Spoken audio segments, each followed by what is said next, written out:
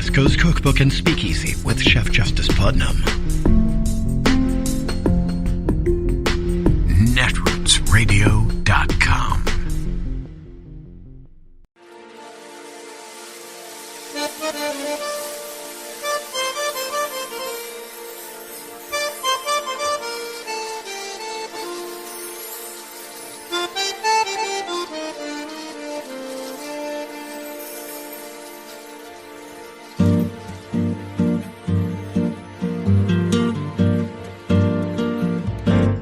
Je voudrais du soleil vert, des dentelles et des théières, des photos de bord de mer, dans mon jardin d'hiver. Je voudrais de la lumière, comme en Nouvelle-Angleterre. Je veux changer d'atmosphère, dans mon jardin d'hiver. Ma fleur sous la pluie de novembre, tes mains qui courent, je n'en peux plus de t'attendre. Les années passent, il est long, là je tombe. Nul ne peut nous entendre. Je voudrais du Fred Astaire, revoir un latte. New polling shows Donald Trump's voters standing firm in their support of the former president. In the latest USA Today Suffolk University poll, just 17% of Trump voters believe Joe Biden was legitimately elected president. 73% do not. When asked which party they would support if Trump formed his own party, 46% said the Trump party, 27% said the Republican Party. And when asked to describe the Capitol riots, 58% picked the false description that it was mostly an Antifa-inspired attack that only involved a few Trump supporters. So, Michael Steele, I used to say that the Republican Party was going the way of the Whigs.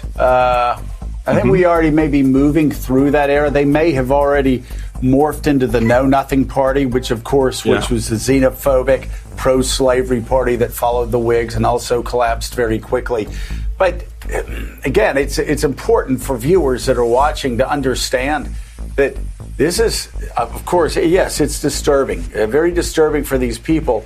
But the biggest losers in all of this, when you have 73% of Trump supporters believing Donald Trump won the election, when they believe 58% believe Antifa led the riots on Capitol Hill, when you even had Kevin McCarthy screaming at Donald Trump, it was your people that were there.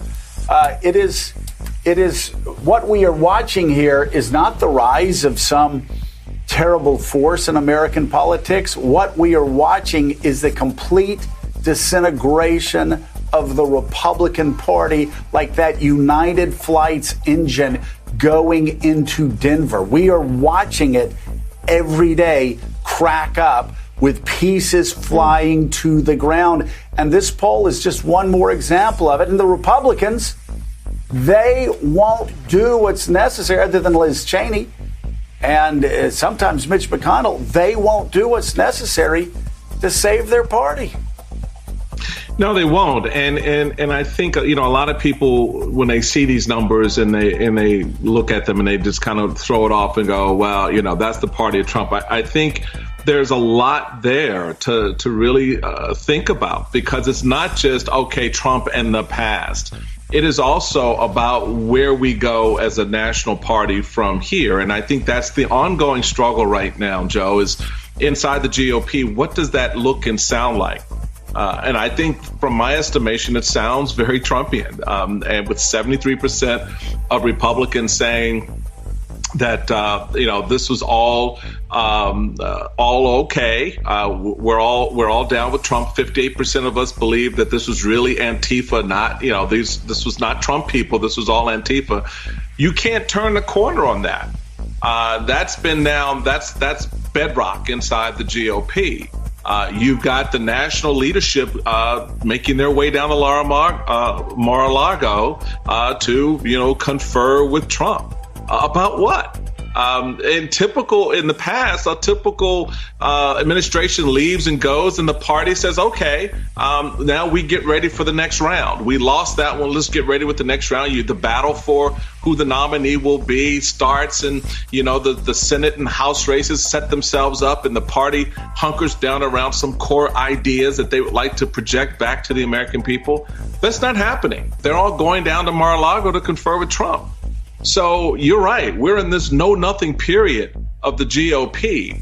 And the question for a lot of us remains, okay, what do we do next? Because we're not doing that. So what do we do next? And that's where the battle lines are drawn, where individuals like Adam Kinzinger and Liz Cheney are standing on one side saying, here's the rational, conservative approach to small government, effective leadership, individual liberties, etc. And then there's this, the Trump party. And so you have 46% of the folks saying that they will follow Trump. I'm like, okay, there's the door. Y'all go do your thing. And we'll just pick up the pieces on this side and keep moving. And that's the battle. Victoria, we used to, growing up, we would joke from time to time whenever, we'd say so-and-so is so out of it, he thinks that the moon landing was fake and done like in a Burbank TV studio or something like that. Like there was always a joke about people that were so out there that they really didn't believe that Neil Armstrong walked on the moon. Well, that's 3/4 of the Republican Party right now. If you look at did Joe Biden win, 3/4 of Americans don't believe the facts that are before their eyes, don't believe what Trump judges said, don't believe what the Trump Supreme Court said. The Trump supporters, 3 out of 4 believe that Joe Biden didn't win, that Donald Trump actually won. They are in another world, living another reality. And I wonder whether Democrats shouldn't just step back and let them destroy themselves. It is Monday, the 22nd of February of 2021, and you are in West Coast Cookbook and Speakeasy. I am your chef de cuisine, Justice Putnam. Gunner, the English Bulldog, is our snoozing sous chef. And our daily special is River City Hash Mondays. Oh yeah, it's been a weekend. Not really anything like the weekends that we experienced in the previous 4 years before the Orange Menace was, at least relegated to Mar-a-Lago. And now he's stepping out, and I guess he's going to show up at CPAC. Well, good. That's a super spreader event, and the only bad thing is that then they're going to spread it. If we could just contain him within the confines of that meeting hall for the duration, there might be some social engineering done by nature. Well, we're not supposed to think like that, because when we do, we get called for the foul. Have you ever noticed that? Yeah, Merrick Garland is up for his confirmation hearings today, and apparently he's being grilled in the most, robust fashion, because the GOP had confirmed everybody in their cousin's bookie. So, of course, Merrick Garland has to face tough questions about his character, about how he would rule on their cousin's bookie, because that is Garland's forte. Took down organized crime, but more importantly, he took down right-wing extremism. He got the convictions on the Oklahoma City bombing. Hey, McVeigh, are you still dead? Yes, McVeigh is still dead. Think what you will about federal death sentences. In that particular situation, I had a bit of ambivalence. I am against the death penalty, but that one pissed me off. That crime was not only a crime against democracy, it was a crime of killing a bunch of babies.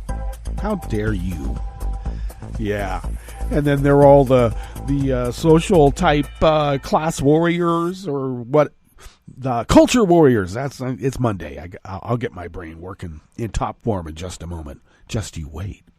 Yeah, they're all these culture warriors, but they're okay with killing black kids because they're part of the government. So yeah, Merrick Garland secured those convictions, and I don't think that the GOP is very happy about it because the kind of people that defended McVeigh are now GOP voters. Funny how that works. Mm-hmm. Though there are other GOP members with at least a semblance of conviction to representative democracy when they were confronted with the argument that, hey, if you don't toe a line, we're just going to leave your party.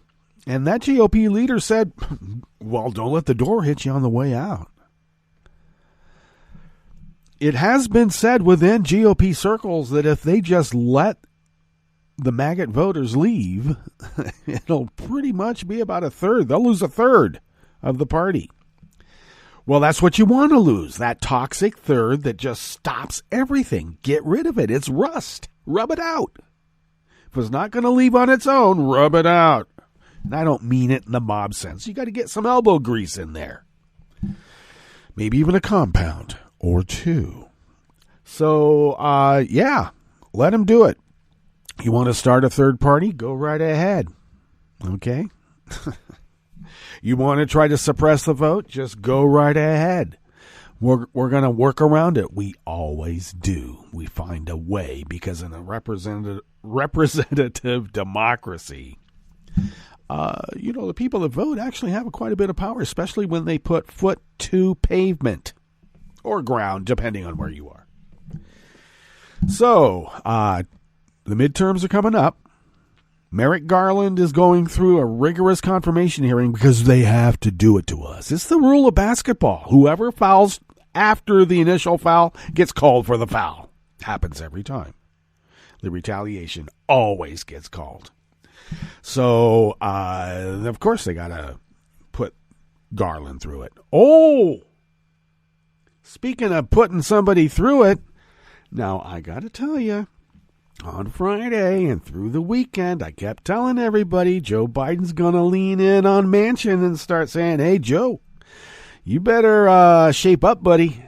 Well, there was a shot across Manchin's bow today during the White House press conference, which CNN has decided not to cover anymore because there's no lying. You can't spread the truth, but you can spread the lies under the auspices of news. Anyway, Jen Psaki talked about Neera Tendren's confirmation as OMB, extolled her virtues and character, her expertise, and pretty much said that they expect her to be confirmed. And when they say they expect her to be confirmed, they're looking at Sinema and Joe Manchin. Mostly Joe Manchin. So, it's not just the repugs that we got to fight. We got blue dogs within our own party. Apparently, the only way they can win in their district is to go and put Kavanaugh on the courts. OK Sessions as Attorney General. And then when that didn't work out, I guess, did the big dick toilet guy actually get confirmed? I don't think so. But imagine OK Barr. If it's a Republican, we don't even need to ask him questions. Just confirm them. And that's how it worked. Now, Garland has to go through some things in a barrel. And I guess Neera does too. Oh, and Haaland, we better not cave on that one either. That one is important. The only reason they want her out, other than the fact that she's an American Indian, is that she actually believes in being a steward of the land. And they don't do that here in America. Stewards? You mean you take care of stuff? Yeah, take care of it and make it sell. Jeez. So, yeah, we need every single one of Joe's picks. And that's only fair. I know they don't play fair, but it is still only fair after what they put us through for the last 4 years. David and Greg did break down this report, this poll, of in which, at the top of this show, we reiterated it with Morning Joe, sorry. But, you know, sometimes they're the most current, and I like to do that. So, 58% of Republicans believe that it was Antifa that stormed the Capitol on January 6th.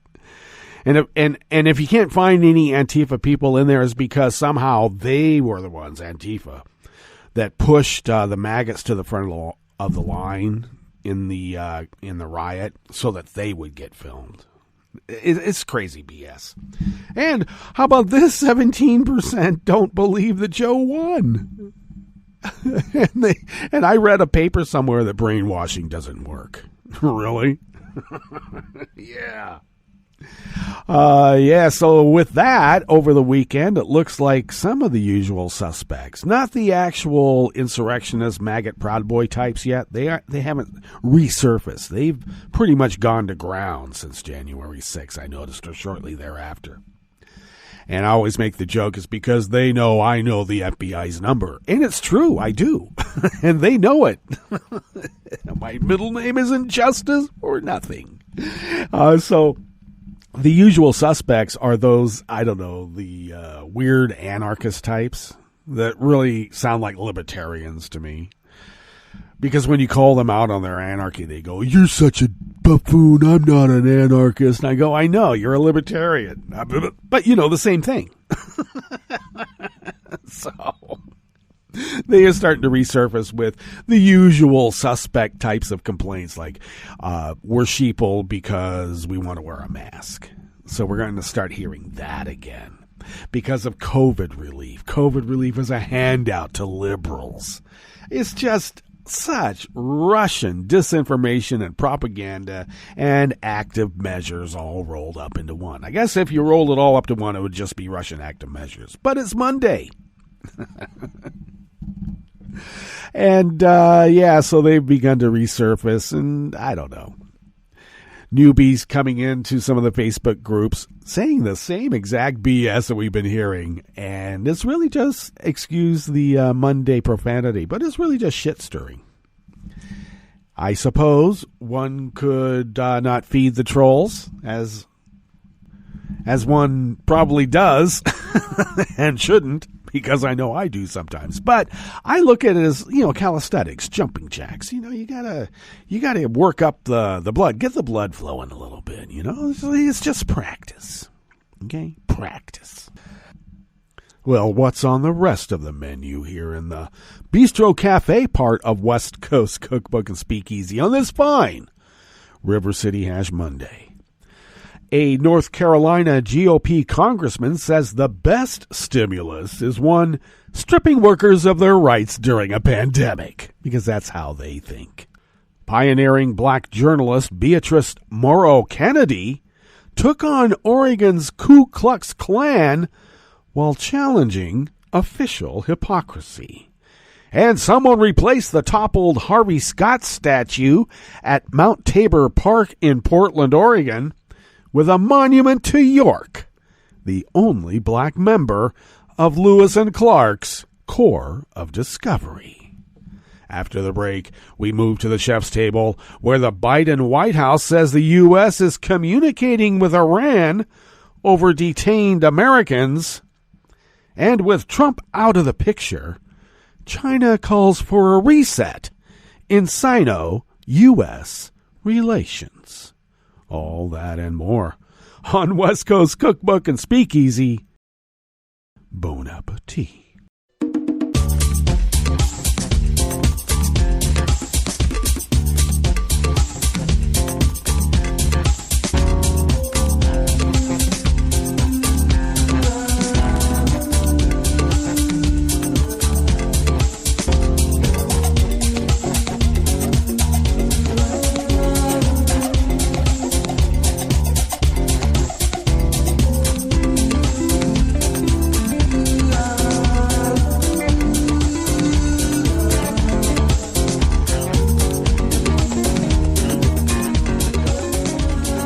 the bottom of our homepage at netrootsradio.com. To the right of the page is our chat room link right there by the social media scroll, as it should be. And Kelly Lincoln takes care of the chat room by way of monitoring it. So thank you, Kelly. To the left of that chat room link near the bottom of our homepage at netrootsradio.com is the link to our Patreon page. And if you could become a recurring Patreon of Netroots Radio, you help us fulfill our civic duty. And how is that? Well, if you could afford an espresso-type coffee drink, send those funds to us once a month. We put your dollars and our dollars in the kitty. We pay our bills. We fly under the radar, and we continue resisting and broadcasting as the founders originally intended. Oh, so many years ago. And thank you for your generosity, and thank you to those who have been so generous over all these many years. If you would like to follow Netroots Radio on Twitter, go to @Netroots Radio. Tom takes care of that, and also so much more, as well as Kelly. Thank you both. I, of course, take care of me, and that's a thankless job, because if I thank myself, that would make me weird. Anyway, follow me on Twitter @JusticePutnam. I post the show notes and links diary on Daily Codes about 10 minutes before showtime, and then get that posted up on Twitter and other social media platforms, and you know who they are. Follow the show on Twitter @Cookbook West, and please do pick up podcasts by way of Spreaker, Stitcher, TuneIn, iHeart, YouTube, iTunes, and wherever podcasts can be found. Okay, this first offering here in the Bistro Cafe of West Coast Cookbook and Speakeasy. Oh, did I tell you it's River City Hash Mondays? Yes, I did. Is out of the American Independent, and Josh Israel has penned this piece. Representative Ted Budd, Repug of North Carolina, said on Friday that he figured out the best way to help the economy in the COVID-19 pandemic is to take away protections for workers who get sick on the job. Congress should be doing everything in our power to help small businesses reopen as quickly as possible, he tweeted. That's the best stimulus we can provide. Check out my latest bill to stop frivolous lawsuits. You know, the kind of lawsuits where meat packers were forced to work even though they were sick, and then they died, and they got a bunch of other people sick, and then the managers bet on who would die first. You know, take away those frivolous lawsuits. His proposal, the Protecting Reopening Businesses Recovered from COVID-19 Act. Wait a second. You're not supposed to have an ing after two. Who taught this guy grammar? Well, let's look at where North Carolina ranks on the educational level of states in this country, huh? I bet it's not very high. Protecting reopening? Well, it is a liability shield for businesses whose employees or customers become sick with the coronavirus. It would only allow victims to sue if they can prove the business was grossly negligent, an almost impossible standard. You know, people can sue for burning their laps with hot coffee. Okay? But here, you die of COVID? Too bad. Buyer beware. Okay, can I have a side of COVID with my ham and eggs, please? Congressional Republicans tried to do this last year, heeding requests from their corporate benefactors. Then Senate Majority Leader Mitch McConnell and Senator John Cornyn of Texas proposed the Safeguarding America's Frontline Employees to Offer Work Opportunities Required to Kickstart the Economy Act. They did all that just so they could have the acronym Safe to Work.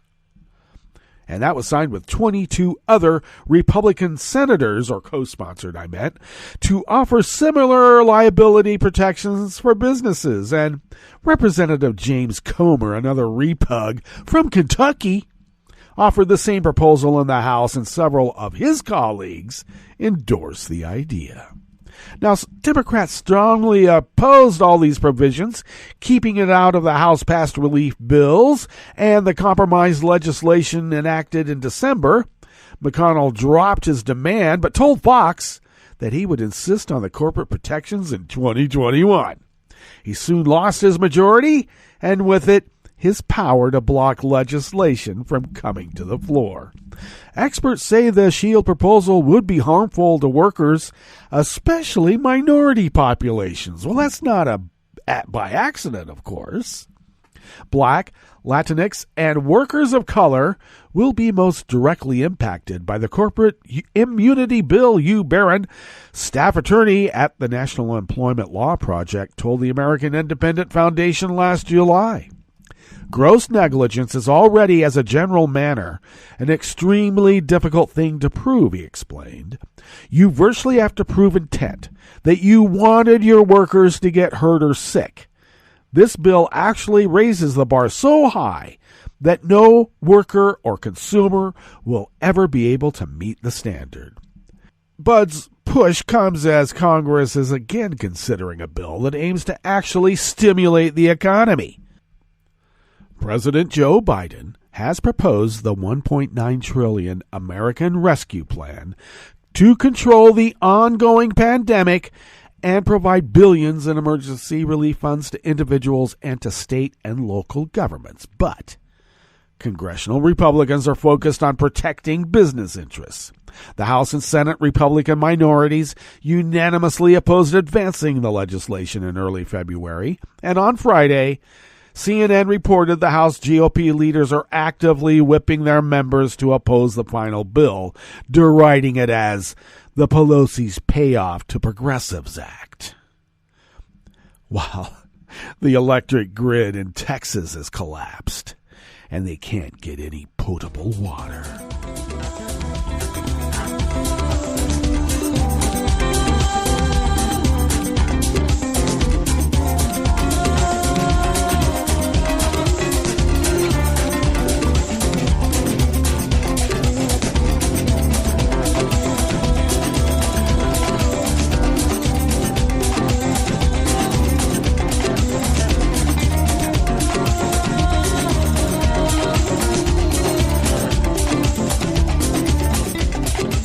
Douglas Perry of the Oregonian brings us this next offering here in the Bistro Cafe of West Coast Cookbook and Speakeasy, Rivers City Hash Mondays. Beatrice Morrow Cannady's profile is on the rise again in her adopted state. A Northeast Portland affordable housing complex called the Beatrice Morrow opened in 2018. The following year, Beatrice Morrow Cannady Elementary School in Happy Valley began classes, and a Portland City park soon might be known as Cannady Park. Such recognition Oregon civic leaders increasingly recognize was overdue. Cannady, who died in 1974 at age 84, was one of the most impactful and controversial black activists in the 20th century Portland, but the passage of time allowed her name to slip from collective memory. Well, that's pretty white of them. She really made a difference, says Kimberly Magan, a University of Utah communications professor who has written extensively about Cannady's life and work. Sometimes that rubbed people the wrong way. Beatrice Morrow grew up on her parents' small farm in Texas, helping out with chores and dreaming of becoming an opera singer. She attended Wiley College, a historically black institution in her native state, and then began working as a teacher. In 1912, she landed in Portland and married Edward Cannady, a longtime hat-check man at the Portland Hotel, who also ran The Advocate, a 4-page weekly newspaper for Oregon's tiny black community. Beatrice, then aged 22, promptly became the newspaper's managing and associate editor. She had found her calling. Her new role as a member of the press allowed her to take up the fight against racism, which in many ways was as entrenched in Oregon as it was in the Jim Crow South. Known by friends for her intellectualism and her love of music, she never showed a different side of her, or she now showed a different side of herself, and that was determination. She would declare, "Don't ask for your rights, take them." In 1914, she helped found the Portland branch of the NAACP. Beatrice's fearless civil rights advocacy included protesting the screening of D.W. Griffith's populist racist film, The Birth of a Nation, and helped make The Advocate the foremost black newspaper in Oregon. She challenged discriminatory norms and tracked the activities of the Ku Klux Klan, which wielded not just terror, but significant political power in the state. In an editorial battle with a Grants Pass newspaper, she mocked KKK members for having to wear diapers over their faces and do their work at night. Her success inevitably brought blowback, and not only from the powers that be. Rival black newspaper The Portland Times in a 1919 headline called the Cannadys the two vampires, and it claimed Beatrice could drink her whiskey straight with any member of the underworld and never bat an eye. Oh, wow. Like she's a witch. By this time, however, Beatrice and Edward's marriage had begun to fray. The relationship had started unconventionally through an exchange of letters when she lived in Oklahoma, and Edward, a friend of a friend, was more than 1,000 miles away in Portland. She eventually headed out on a vacation to visit points in the West, and when she got to the Rose City and met Edward in the flesh, she cashed in her return train ticket. This made for a memorable start to a marriage. An observer would note the romantic glamour that adorns this union, but in time, with children, they had 2 sons, and the relentless, sometimes dangerous work they pursued, that glamour inevitably rubbed off. The couple separated and then divorced in the late 20s. Edward would acknowledge that his beautiful, hard-charging ex-wife deserved the lion's share of the credit for the advocate's success, noting her intrepid courage and her self-confidence. Beatrice took over as the paper's owner and editor-in-chief. Edward would continue as a contributing writer. Beatrice knew how to draw readers, prominently listing marriage announcements and upcoming social events, and even published a review of a salacious exploitation film that the mainstream press ignored. But the Advocate's editorial page remained deadly serious. Beatrice used it time and again to highlight official hypocrisy in Oregon and beyond.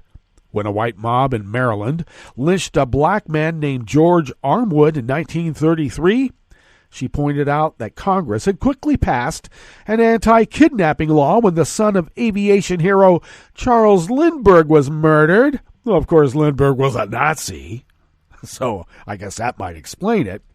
But it couldn't do the same with an anti-lynching bill.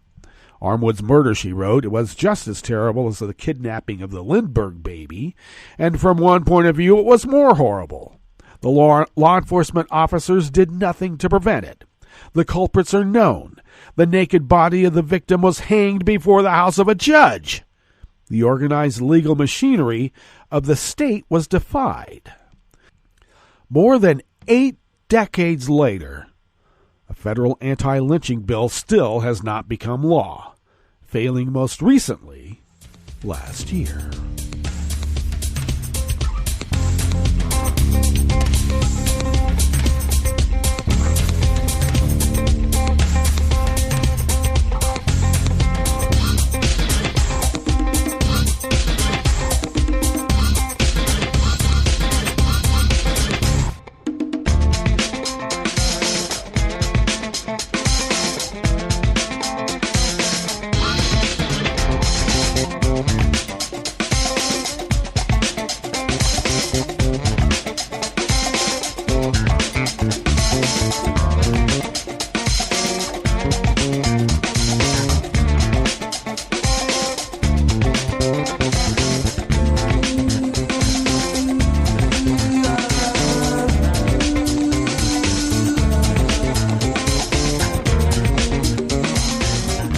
Offering here in the Bistro Cafe of West Coast Cookbook and Speakeasy is out of The Willamette Week by Matthew Singer.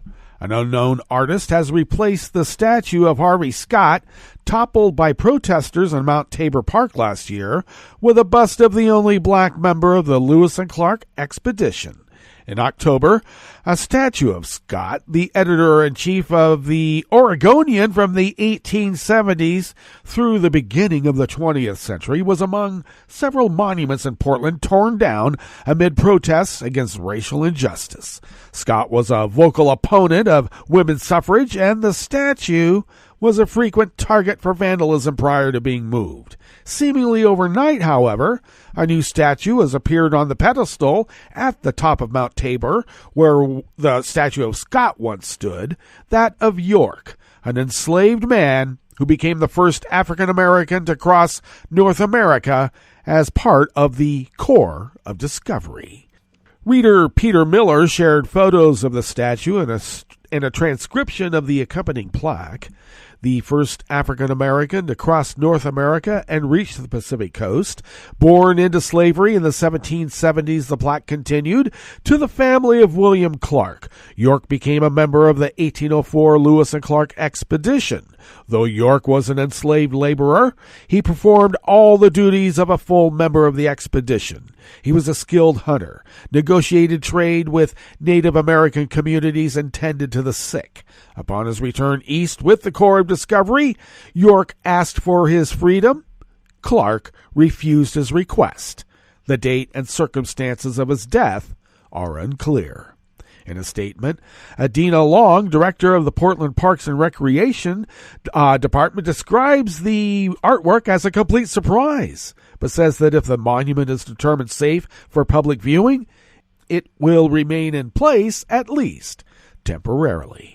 We should regard this installation for both the important piece that it is, City Park Commissioner Carmen Rubio said in a press release, as well as a much-needed reminder to the city leaders to hasten our work of rooting out white supremacy in our institutions, particularly our city government, where many processes exclude community participation and discourage engagement.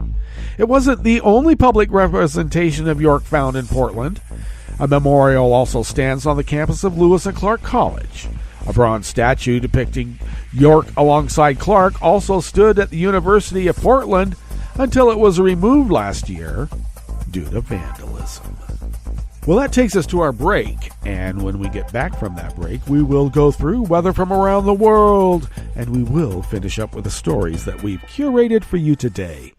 You are listening to West Coast Cookbook and Speakeasy, and we will be right back. You are listening to netrootsradio.com. Please hang up and try again.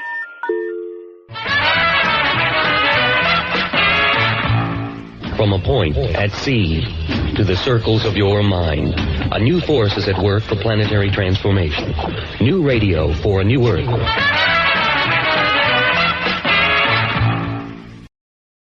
This is Take Two Movie Review. I'm Mike Friend. This week, Unearthed. Recently, the online assets of the park at Britain's Sutton Hoo excavation site started receiving hits like never before. The reason? The release of the motion picture The Dig, which recounts how the archaeological site came into prominence just as the Second World War was commencing. At first glance, a story about digging in the dirt could summon up allusions to boredom, though we've had hero archaeologists before, Indiana Jones. Here, though, the story isn't interlaced with the supernatural to drive box office. Rather, it's an understated narrative of the uncovering of the most significant piece of Anglo-Saxon history, the burial ship Sutton Hoo. Our protagonist is the sharp but non-formally educated Basil Brown, played by Ralph Fiennes, who's hired by the estate's owner, Carey Mulligan's Edith Pretty, to investigate several large mounds on her property. The mounds are thought by academics to be of the relatively common Viking variety. Brown isn't so sure, though, and leaves a nearby dig of an old Roman villa to pursue the mounds more closely. And yeah, he pursues Edith some too, but in that suppressed Victorian way where things never really happen. Once the project's importance is recognized, a pompous character played by the wonderful Ken Stott shows up to take over, along with additional archaeologists and an additional romantic subplot. The story, from England's beginnings, unfolds as its future is in doubt. We see warplanes overhead. The Dig is about juxtaposition, timelessness and urgency in plot and subplots, and about recognizing Basil Brown's part in the project. His name wasn't even mentioned by the British Museum in its initial artifact displays. Cinematic license is taken to be sure with respect to some characters, but this one stays close to the 06 book on which it's based and is a satisfying watch. This has been Take Two Movie Review. I'm Mike Friend. Catch up with us at Take2MovieReview.com and feed us back on our channel on YouTube.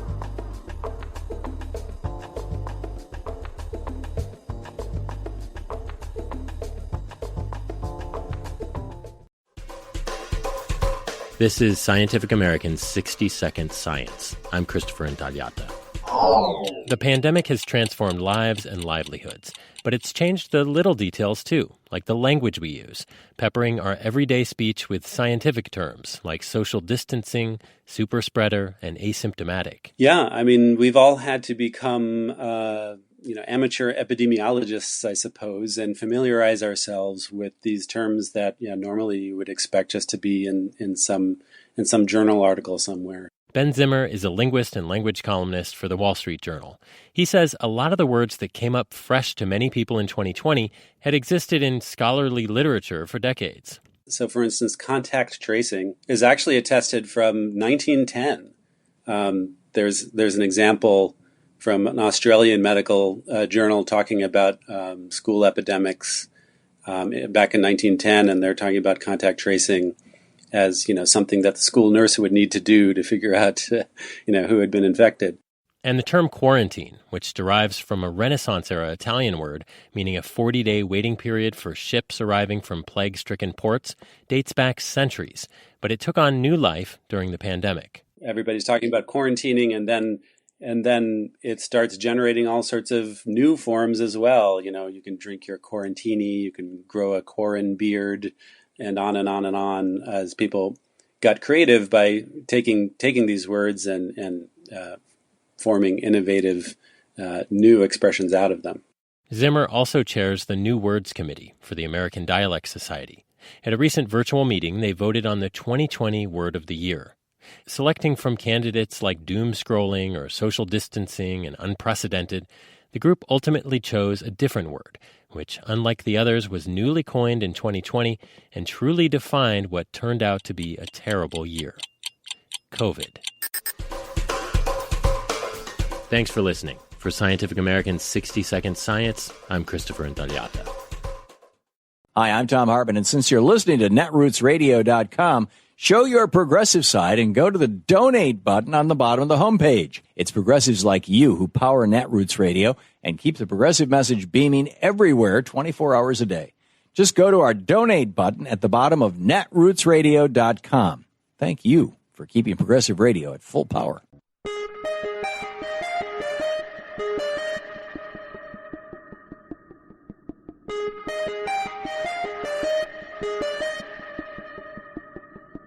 The proposed United States Citizenship Act of 2021, introduced in the House and Senate in February, would create a path to citizenship for most of the 11 million people living in the United States who don't have documents.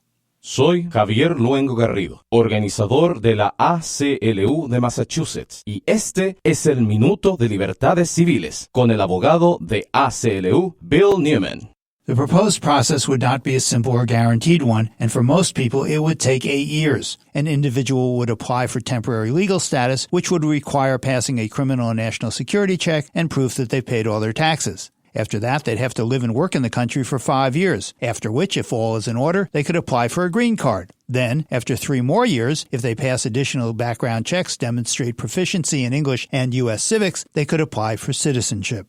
Dreamers, those here under temporary protective status, and certain farm workers could apply for a green card without waiting the 5 years, although all the other requirements would apply. There is another exception. Long-term residents recently deported could also apply and might be granted an exception for family unity and other humanitarian reasons. There are many important parts of this proposed legislation, but as the debate on the bill begins, could we please start with an agreement on the need to pass this core provision of a path to citizenship?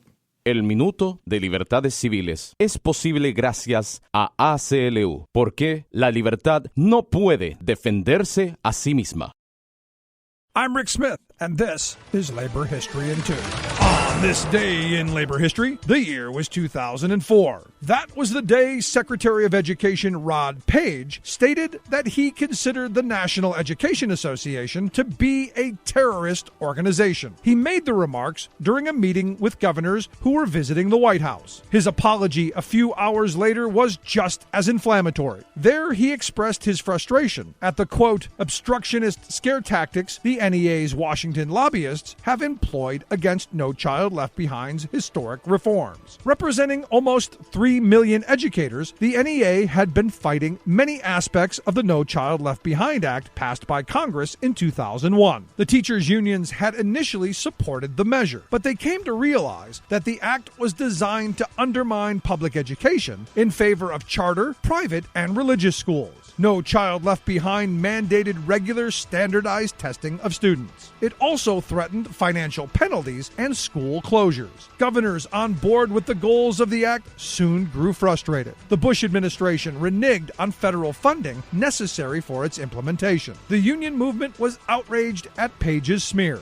John Sweeney, then president of the AFL-CIO, said, quote, "The Bush administration would like to label all those who disagree with it as terrorists in order to cover up its policies, which are harmful to working families and to divert attention from its inability to create good jobs." By 2015, the No Child Left Behind Act had received so much criticism from every corner that the Every Student Succeeds Act replaced it. This act retains Common Core standards but transfers school accountability to the states. It is now pending review under President Donald Trump's Regulatory Freeze Directive. In 2017, it was pending review under President Donald Trump's Regulatory Freeze Directive.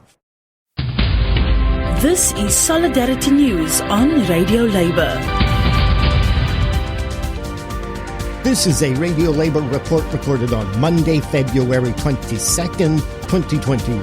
I'm Mark Boulanger. The international community must move forward together with conviction for real change.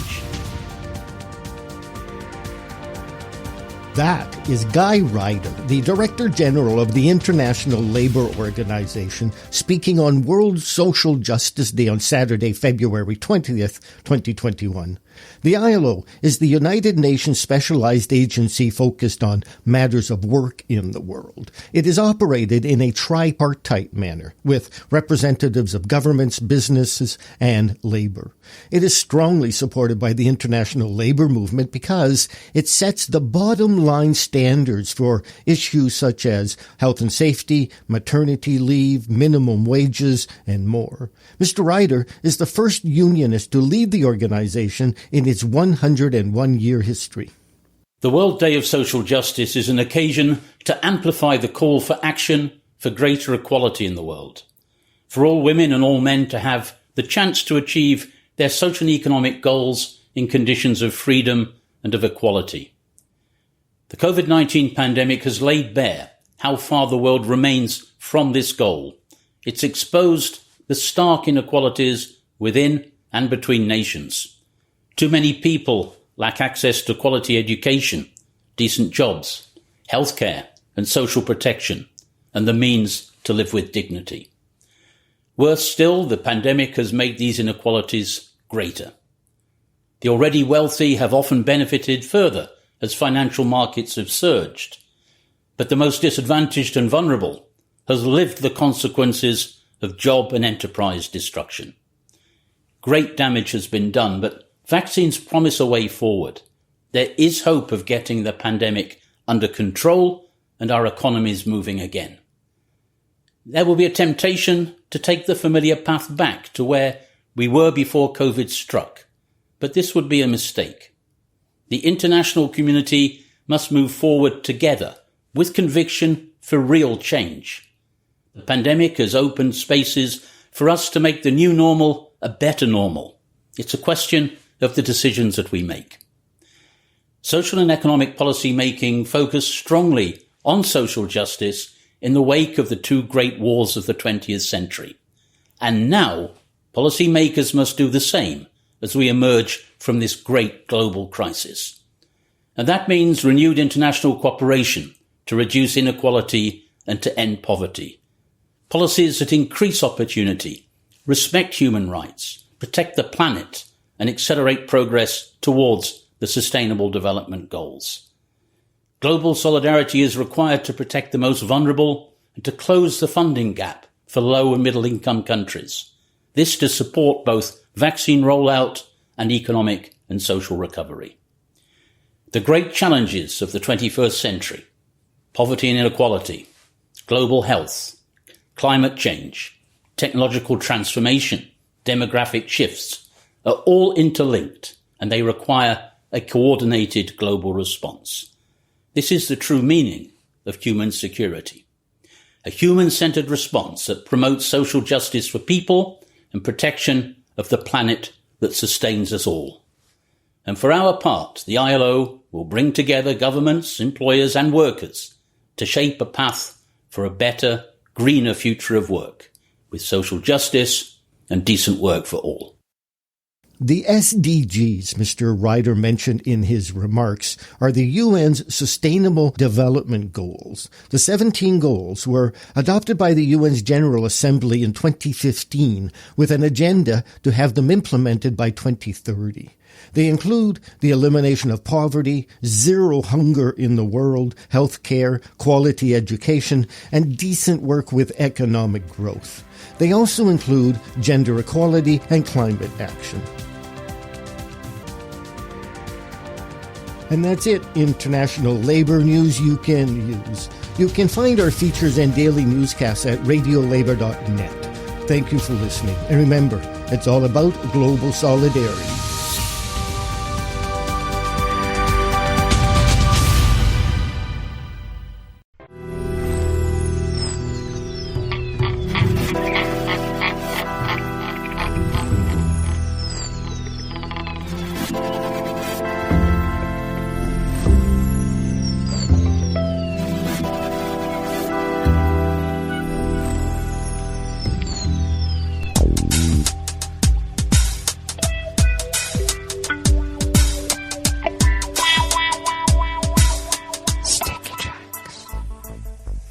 Thank you for accompanying us here to the Chef's Table at West Coast Cookbook and Speakeasy, River City Hash Mondays. We always begin weather from around the world along the banks of the Rogue River, in the Rogue River Valley of Southern Oregon on the west coast of the continental United States of America, where it is currently 33 degrees Fahrenheit, expecting a high, what are you talking about, almost 60? How dare you? And sun and clouds mixed, and winds will be light and variable. Cloudy early with some clearing expected late tonight with a low near 33. Winds light and variable. A few clouds early tomorrow, otherwise mostly sunny with a high only around 50. Winds light and variable. And we do have snow in the offing forecast for coming in Thursday. Maybe quite a bit to pile up. We'll see how that turns out. Confirmed cases of coronavirus in Jackson County in the southern part of Oregon now stands at 8,078 with 107 confirmed deceased. Pollen is rated as none right outside the window here in Rogue River. The air quality index for the region is good at 19 parts per million, though that daytime UV index has ticked up to moderate at 3. Barometric pressure is holding steady at 30.53 inches. Visibility is down to a half a mile. I guess I failed to mention it. We are in foggy conditions right now. And that relative humidity is reflected in that fog because it's 100%. Weather from around the world is brought to you by a crowd of crowdsourced weather stations that a crowd crowdsources from around the world. London is 51 and cloudy. Paris is 60 and partly cloudy. Rome is 63 and sunny. Kyiv is 44 and fair. Kabul is 47 with thunderstorms. Hong Kong is 64 and clear. Tokyo is 57 and clear. Sydney, Australia is 72 degrees and cloudy. San Francisco, California is 50 degrees and sunny. And New York is 38 degrees Fahrenheit and mostly cloudy. And that is weather from around the world, brought to you by a crowd of crowdsourced weather stations that a crowd crowdsources from around the world.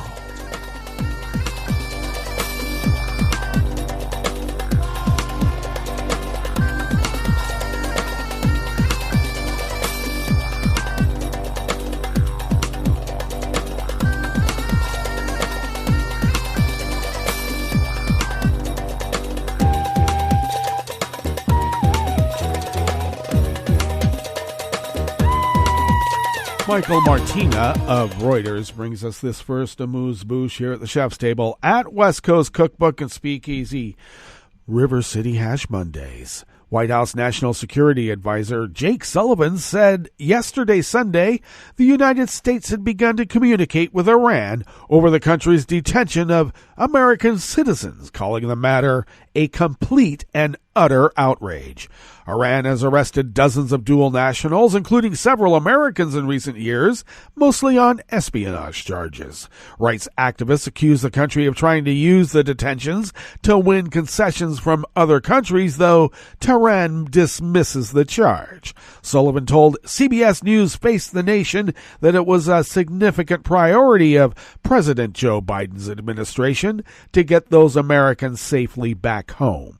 We have begun to communicate with the Iranians on this issue, Sullivan said when asked if the administration had started hostage negotiations with Iran. We will not accept a long-term proposition where they continue to hold Americans in an unjust and unlawful manner, calling it a humanitarian catastrophe. Sullivan added that Biden was determined to prevent Iran from getting a nuclear weapon and that diplomacy was the best way to do that.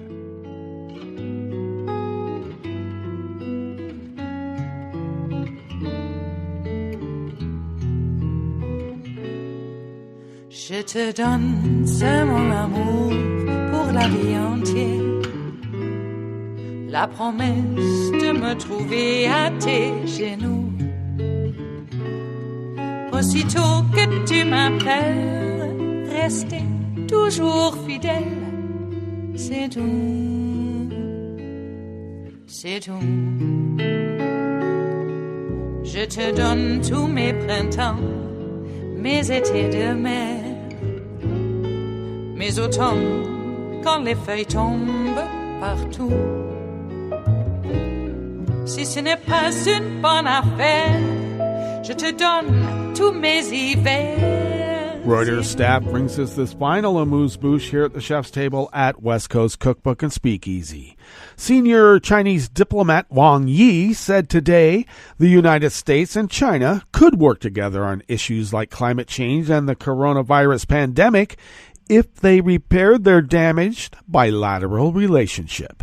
Wang, a Chinese state counselor and foreign minister, said Beijing stood ready to reopen constructive dialogue with Washington after relations between the two countries sank to their lowest in decades under former mob President Donald Trump. Well, he's not a former mob, just president.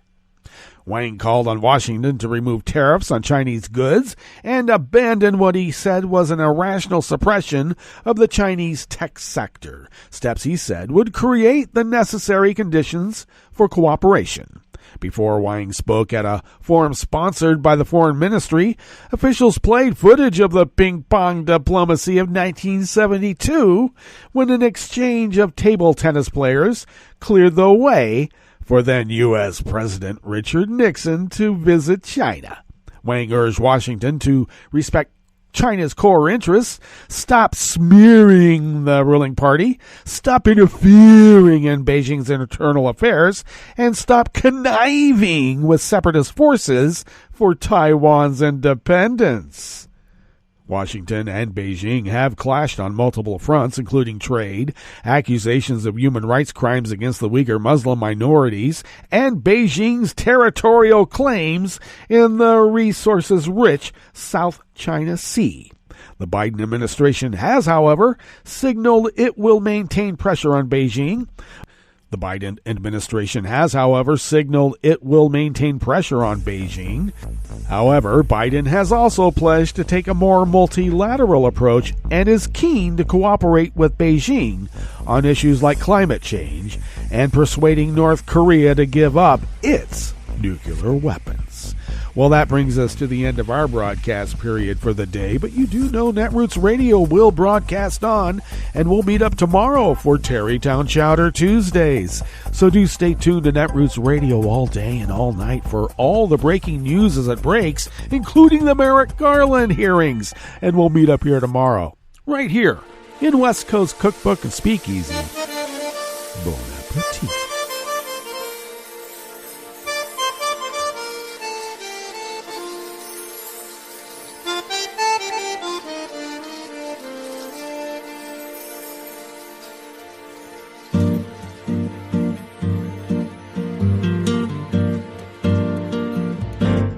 Je voudrais du soleil vert, des dentelles et des théères, des photos de bord de mer, dans mon jardin d'hiver. Je voudrais de la lumière, comme en Nouvelle-Angleterre. Je veux changer d'atmosphère, dans mon jardin d'hiver. Ma fleurs sous la pluie de novembre, tes mains qui courent, je n'en peux plus de t'attendre.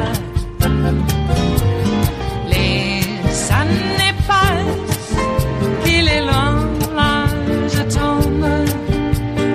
Nul ne peut nous entendre. Je voudrais du Fred Astaire, revoir un latte Goël. Je voudrais toujours te plaire, dans mon jardin d'hiver.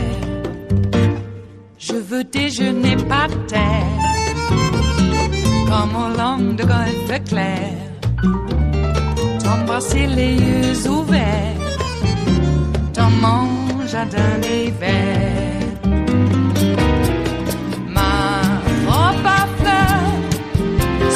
Pluie de novembre, tes mains qui courent, je n'en peux plus de t'attendre. Les années passent, il est loin, là je tombe. Nul ne peut nous entendre. Ba-da-da-dum-di-da-dum. Ba-da-da-dum-di-da-dum. Ba-da-da-dum-di-da-dum.